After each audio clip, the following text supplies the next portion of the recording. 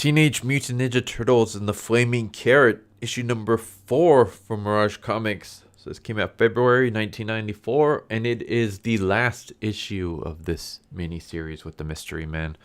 And then after this issue, for real this time, I promise, we will get to issue number 1 of Volume 2.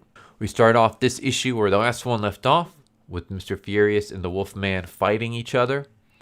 And during the fight, the Wolfman gets the upper hand. He starts choking Mr. Furious. But then he notices a ring on the Mr. Furious's finger. And he realizes that he has the same ring as well. And he takes off. He runs away.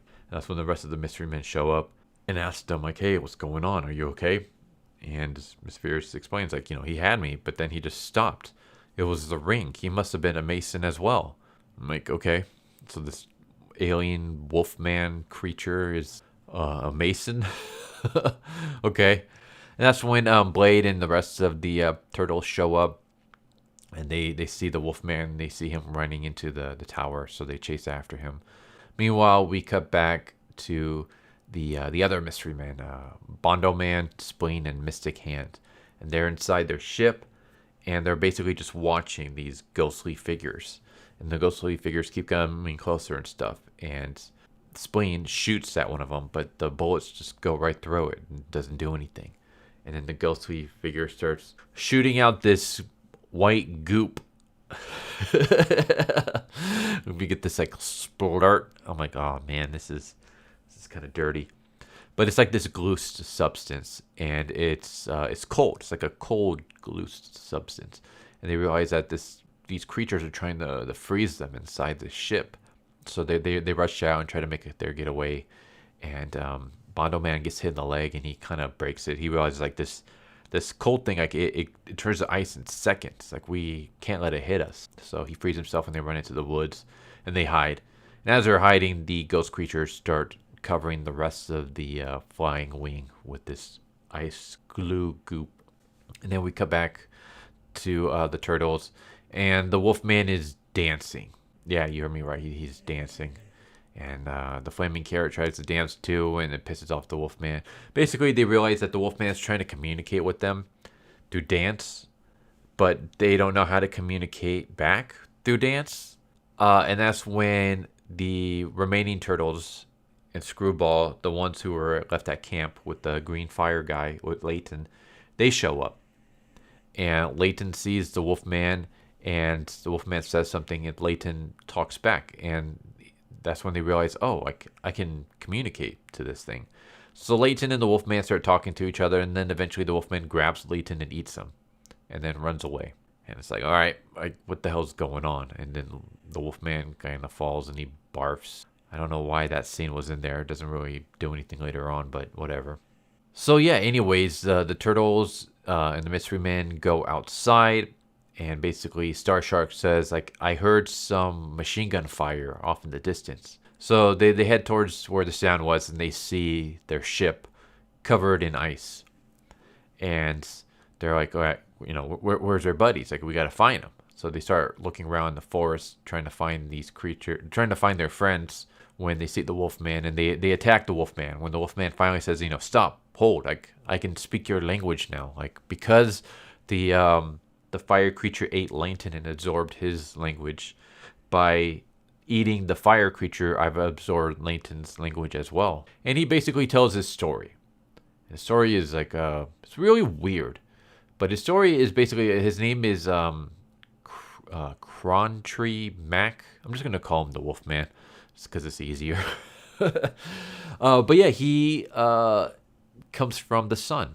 Basically, inside the sun are a bunch of lands and races. How they survive living inside the sun, I have no idea. But yeah, inside the sun is a bunch of alien races that live in there. The sun apparently is not a giant ball of gas, but there's actually land in there that these bunch of different alien races live on. And eventually, they established a colony on Earth. Civil War erupted, and this colony here on Earth is like, it's an outpost. It's basically the finding you refuge. After the Civil War, like 90% of the population died, and so he sank the the outposts into the water so that all the old technology can be preserved. And he's happy to see that everything has risen again because, with it risen, it means that all the evil races are gone. That's when all of a sudden mystic hands, disembodied hands fly by and starts pointing them in a direction, and they follow the hands, and they see their buddies covered in ice, and they see one of them unconscious, and they basically free them, wake them up, and Spleen tells them like, hey, here's what happened to us. And the Wolfman gets upset because he realizes, oh no, like I was wrong. These creatures, they're called Eekers or Acres, and they're evil and they're still here. We gotta destroy the particle beam. And he basically explains what the hell's going on. The huge like static pulse that they were feeling. It's basically these Eekers are charging up this particle beam, which will allow them to transport all of their races that are still on the sun onto Earth. And if they don't destroy it, then all these Acres are going to show up and take over Earth and wipe out like the entire population of Earth. So we gotta sink this. We gotta sink the city back under the water so the pulse thing will be destroyed. And so the Turtles and Mystery Man agree. And then that's when they get attacked by the Acres that are already actually on Earth at the moment. There's like 5 or 6 of them. And here's the thing that was weird to me. So earlier when the Mystery Men were in their plane and they saw some of these creatures like starting to freeze their plane, they shot at it with machine guns, and it did nothing. It just went right through them. Like it didn't even phase them. But here, guns work. The Turtles' ninja weapons work. Flaming Carrot even hits one with a stick, and that works. So it's kind of like, why does it work now when it didn't work earlier? There's no explanation for it either. It just, all of a sudden, their weapons work for some reason when it didn't earlier. So that makes no sense, and it kind of took me out of this. I'm like, okay, so why didn't it work earlier? You're doing the same thing you did earlier, but now it's working when before it didn't. And there's no explanation for it. So, yeah, not only that, but they easily defeat these Eekers or Ekers, whatever you want to call them. They beat them easily. So it's like, okay, these things aren't much of a threat. Like, I mean, they look kind of creepy. Like, they have kind of like this like Cthulhu face. But, yeah, they get trounced pretty easily by the Turtles and the Mystery Man and the Wolfman. So I'm just kind of like, you kind of destroyed all the tension. It's like, oh, we got to make sure that we sink the city so that we can stop the signal so that they can't bring more of these people here. But it's like, you easily beat them. You beat them with a stick. Why are you so scared of these things? But yeah, so they go into the city and they try to bring it down, but there's some kind of like explosion. And then they realize, okay, the transfixers have shorn out. That means that we got to shut this down manually. We got to sink the city down manually. Well, it's a 2-man job. So whoever stays here to sink it, you're basically going to get put into like suspended animation, and that's it. Like, So the Wolfman is going to stay, and Professor Dobb immediately volunteers, and he's like, I'm a scientist. Like, not only am I the most qualified, but this is like a dream come true. I get to go into suspended animation for hundreds, maybe thousands of years, and before I'm awakened. And who knows what I will see? Like, I'm excited to see what new worlds I will witness upon my awakening. So, yeah, Dobbs and the Wolfman stay behind. Everyone else leaves just as the city sinks into the water. And once it sinks, they realize that all their electronics work now. And everyone salutes Dobbs, and that's the end. So there you go. I will say this is probably the weakest of the issues. It's weird. It's a mini series. It was planned out to be a 4-issue mini series, and yet it still feels rushed. And I don't. That's the thing that always weirds me out when it comes to miniseries. It's not all the time, but like a majority of the time, miniseries, the final issue always feels super rushed.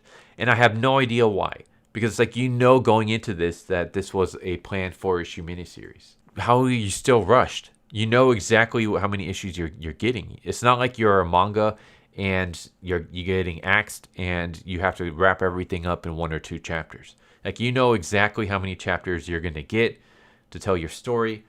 How is it that people still end up telling stories where they have to rush at the very last chapter because they didn't get everything that it's just, it's weird. It's like the first 3 or so chapters will be like kind of slow when you're building up the story, and then at the very end everything gets rushed. But yeah, it's just like they start off slow. They're, you know, building their foundations of the story and the questions that need to be answered, and what the big bad is, and just, you know, the obstacles that need to be overcome and all that stuff. And then they rush in with all the action, and then that's what the ending feels like. The ending feels like everything happens at once and then we end, and it's just kind of like, okay, there's like no breather. There's nothing making any sense. Like, here we have everything explained in the final issue. So you had three issues of building up, and then everything gets answered in the final issue, and we have just a lot. We have a fight with the Wolfman. We have attacked by the Ichors, who are Cthulhu-like monsters. We have the Wolfman trying to communicate. He can't. He eats the green fire dude. The turtles try to find their missing mystery men. They fight the Wolfman again. The Wolfman, you know, tells them he can communicate. He explains his story, and then they basically get like an info dump about aliens living on the sun, and then the Civil War, and now there's an outpost, and this outpost is the sunken city, but the city's not sunken anymore, and now the Ichors are trying to use the city to call in reinforcements so that they can take over the earth, and they got to bring the city down so that they can stop it. But first they have to fight the Ichors, and you build up these Ichors as being these big bads, but then you end them literally in like a page. Like, it's literally, let's see how many. It is 1, 2, 3 panels. 3 panels of a fight, and you easily destroy them with sticks. And then they sink the city, and that's the end. So it's like everything happens at the end. There's just a huge rush to the conclusion. And I never understood why crossovers do that, because it's like you would think if you're a miniseries, not crossovers, miniseries do that. You would think if you're a miniseries, you know exactly how many issues you need. You know, the publisher's like, hey, you got 4 issues to tell your story, go. And it's like, okay, plan everything out. In this issue, this is going to happen. This issue, this, and there you go. But for some reason, it feels like they're just kind of tossing things out there. Maybe they're planning a little bit, and then like, oh crap, we spent so much time building up that we only have 1 issue left to conclude everything. All right, everything's got to happen in here. That's how this issue feels like. It just feels like everything got built up, and we just rushed to the finish. But yeah. So all I will say is that I'm glad this is done. And I'm glad that there's no guest era, it feels like. I don't think there's any guest era with Volume 2. I don't know, because I haven't read any Volume 2 stuff yet. But, I mean, there's only like 13 or 14 issues. You would think that they wouldn't waste time with guest era stuff, but we'll see. But anyways, I'm glad that we're done with this. Now we can just focus on the main run. And, yeah, we won't get any spin-offs for a while. So, yeah. This time for realsies, I promise that the next issue will be issue number 1 from the main run. Issue number 1, Volume 2. So there you go. There's the end of the Teenage Mutant Ninja Turtles and the Flaming Carrot, issue number 4. And overall, I didn't care for this series all that much. It started off like interesting, and then it just kind of lost me. Overall, what would I give this miniseries? I'll give it like a 4 out of 10, maybe. It's like a C-. It's not bad enough to get a D or anything like that, but it's not an average. I'll say it's like a sub-average movie. Sub-average series. It could have been so much more. I think this story without the whole alien stuff would have been better, or maybe even keep the alien stuff, but not as like sci-fi B movie kind of story. Less Buck Rogers, more Lovecraftian horror. Because, like I said, the horror elements, if you actually played it straight, would work. Especially the whole eating yourself, in a sense. Like the creatures eating you, and then you become a part of them, and you remember being eaten and how you tasted and stuff. Like, that's horrifying. So something like that would have worked beautifully in its actual series horror story, but it's kind of wasted on this. But there you go. Anyways, hope you guys enjoyed the video. I hope to see you next time. Take care, everybody. Later. So what did you guys think of that video? I hope you guys enjoyed. If you guys haven't already, please subscribe, hit that bell for a notification, leave a like if you enjoyed the video. And if you didn't enjoy the video, thank you for watching it this far, and I hope the next video is more to your liking. Feel free to check out the playlist that you guys see, and I hope to see you guys next time. Later.